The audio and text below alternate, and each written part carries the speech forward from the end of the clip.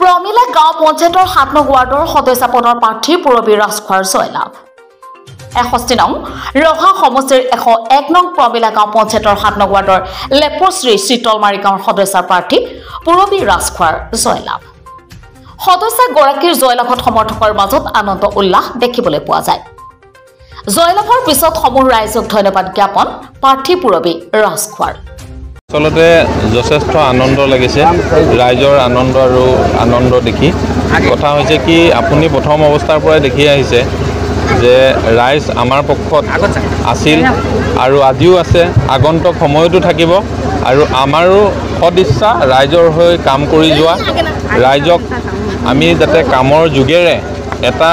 আদৰ্শৱান পঞ্চায়ত লগতে দুৰ্নীতিমুক্ত পঞ্চায়ত আৰু এটা ৱাৰ্ড হিচাপে আগন্তুক সময়ত যাতে আমি গঢ়ি তুলিব পাৰোঁ আমাৰ লক্ষ্য উদ্দেশ্য এয়াই আৰু কথা হৈছে কি আপোনালোকে নিশ্চিতভাৱে দেখিছে যে আমি আগন্তুক সময়তো কৈছিলোঁ যে আমাৰ বিজয় নিশ্চিত আজি আমাৰ বহুত ধুমুহাৰ মাজতো কিন্তু আমি শেষতো বিজয় হ'বৰ কাৰণে সক্ষম হ'লোঁ আৰু এয়া হৈছে আমাৰ সহস্ৰ জনতাৰ আশীৰ্বাদ ভগৱানৰ কৃপা দৃষ্টিতে আজি এই সুফল আমি পাবলৈ সক্ষম হৈছোঁ আৰু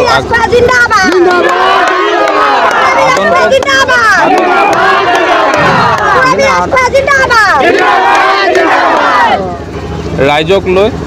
আমি এনেদৰে যেনেকৈ ওলাই আহিছে এনেকৈ যাতে আমাক আঁকোৱালি লৈ থাকে এই নীতি আদৰ্শৰে যাতে আমি তেওঁলোকক ধৰি ৰাখিব পাৰোঁ একতাৰ দোলেৰে কামৰ জৰিয়তে আৰু আমাৰ ৰাইজক যাতে কষ্ট নিদিওঁ সেইটোৱে আমাৰ মনত প্ৰয়াস আৰু আমাৰ আত্মবিশ্বাস আছে ৰাইজৰ আমাৰ ওপৰত বিশ্বাস আছে আগন্তুক দিনত আমি সুন্দৰভাৱে এটা মানে সুস্থ সবল ৱাৰ্ড হিচাপে গঢ়ি তুলিব পাৰিম বুলি আমাৰ বিশ্বাস কচুৱাৰ পৰা মাইনুদ্দিন হকৰ ৰিপৰ্ট ডেইলি 24